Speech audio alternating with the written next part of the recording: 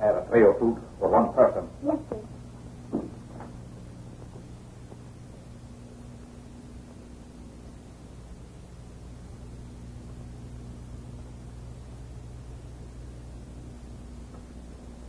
Miss Rokoff. What is it, Sally? It's Mr. Poten. He gives me the jimmies. For every time he just looks at me, I get goose pimply all over. I'm scared of him. I know just how you feel. Oh, I'm not worried about myself, but I don't like the way he looks at you. Don't you worry about me. And you're quite safe. Yes, ma'am.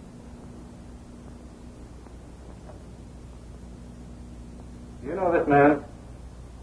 Intruder stranger to Willie, Honorable Master. He was standing here when I awoke. I gave him a sock, too. You know, maybe we're making a mistake. There's no grease paint on his face. Look what I collected from the others. You have lots of power in your hands.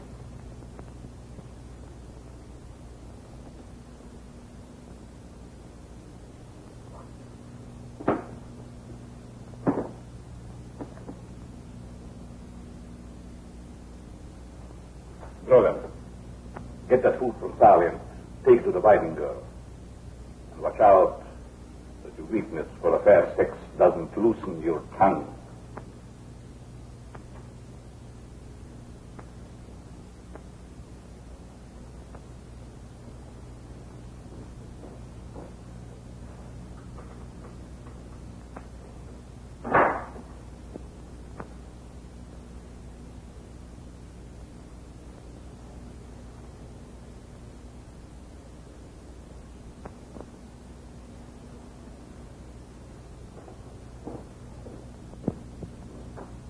Sorry, Willie and I made that mistake and hit you.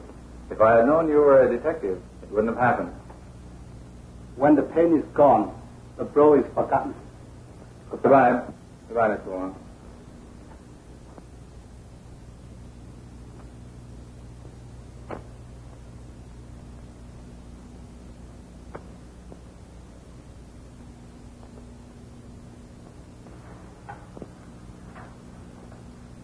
Mr. Wong brings a further mind of Willie. Very good idea for new mystery story. I'm not interested in mystery stories now, Willie. I haven't heard from Joan Whiting.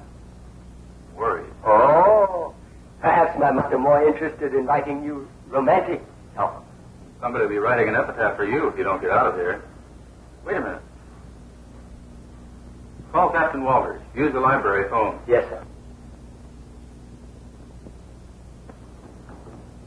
This is the girl.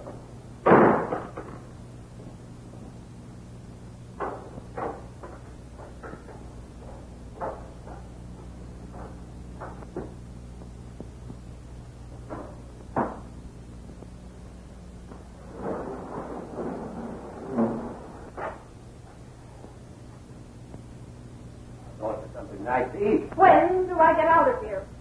Get out. We give you a nice room like this, plenty of good food, and you pick to get out. I don't like the room, and I don't want to eat. I want to get out of here. Now, take it easy, sister. No one's going to hurt you. You know it doesn't pay to be in where you're not supposed to. Oh, is that so? Well, I'm a reporter, and it's my business to mix in where I can get news. And when my paper hears about this... I know. They'll probably tell Santa Claus that he won't bring me any presents for Christmas. Oh.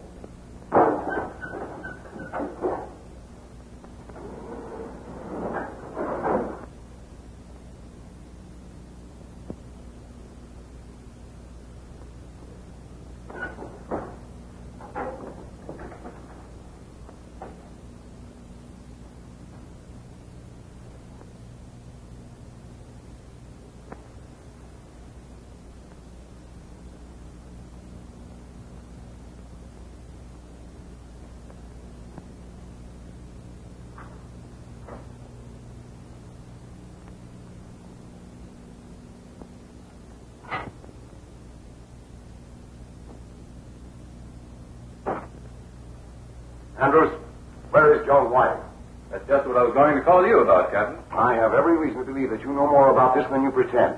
Now let's cut out the stalling and get down to facts. Well, you couldn't be thinking of I that. certainly am thinking, and I'm thinking hard. Did it ever occur to you that every one of these crimes has been committed exactly as outlined in this book here? Somebody tried to kill me with a telephone stiletto. Oh. Where is it? Whoever planted it evidently removed it. Oh, I see. A perfect alibi, huh? Do you think I'd try to kill myself? No. But you might try to alibi yourself. What reason would I have for committing these crimes? Well, I'll admit that the motive has me stumped, Andrews, for the moment. But I'll worry about the motive after I trace the criminal. And I don't mind telling you right now that you're the most likely suspect. Because of my story. Exactly. They may have started out as stories, but they've become very real lately.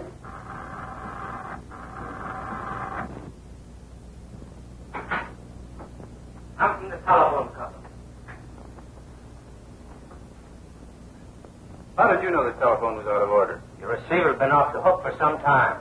The supervisor checked and heard voices. After what happened in Chinatown... What happened in Chinatown? Some old Chinese was almost killed by a poisoned stiletto in the telephone. Would have been too if it hadn't been for some newspaper girl. Perhaps telephone gentlemen can use my humble assistance. What do you know about poison stilettos? Poison telephone stilettos live only in imaginary mind of Willie. Yeah, I suppose all this stuff is just imaginary, too. Chapter 6. The sword drawer. Well, the next victim had better not be at the hands of a sword drawer, or I'll put you where you'll be too busy to write books. Yes, and you, too. Listen, Captain Walters, we're wasting valuable time. Joan's in Chinatown, I tell you, and I've got to find her. I don't know why I'm letting you loose, Andrews, but I'm going to take a chance. You'll have a lot of explaining to do if she isn't found. If she isn't found, it won't be necessary. Come on.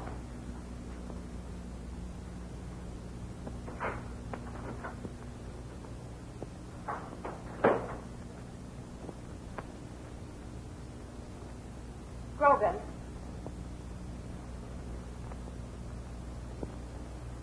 Anything the matter, Miss Rokoff? It's Poten. What about him? Well, you don't have to be afraid of me. I'm your friend, Sonya. It's his eyes. The way he looks at anyone.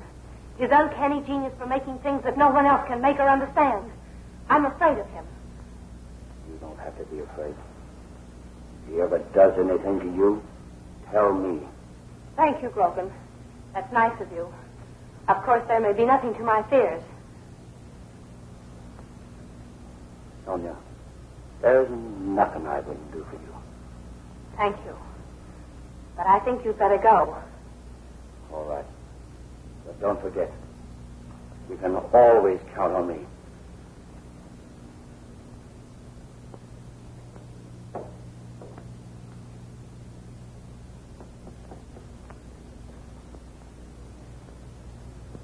Come in, Victor. I want to talk to you.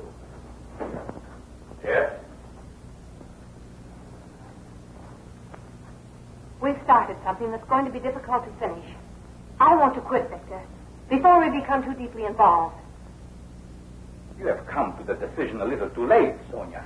But I can't stand... We are too deeply involved to quit. No, my dear. Let us not speak about quitting now.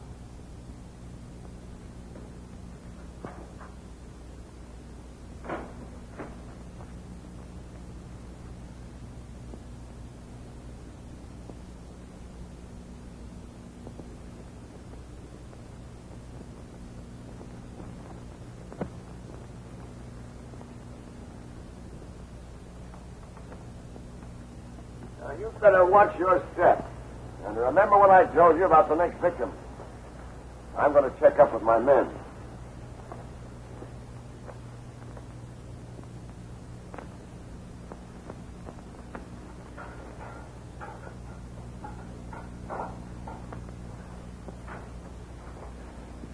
Who are you? What are you holding me here for? You tell whoever sent you that if I'm not out of here in 5 minutes, the police will turn Chinatown inside out. Who's paying you to hold me here? Can't you understand me? Don't you talk English? I'll talk when I get a chance. All right, then talk. When do I get out of here? You butted into dangerous business. Now, you'll stay here until the trouble goes by. I will not. I'm going to get out of here right now. You be a good girl, and I'll bring you some grub.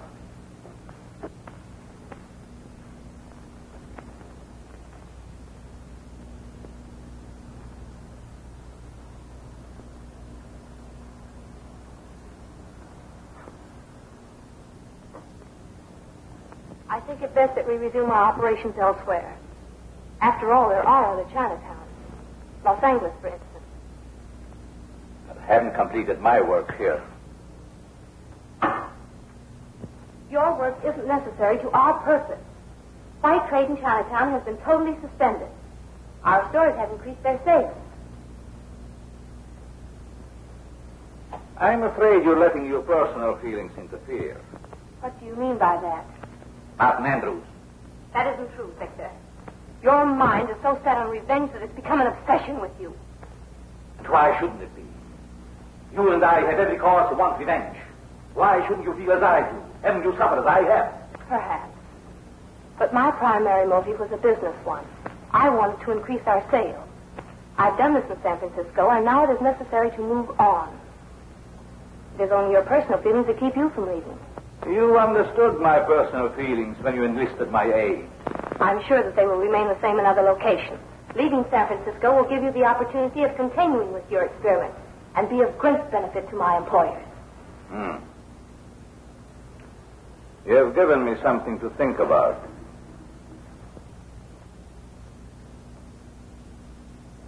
Yes. We shall discuss it further.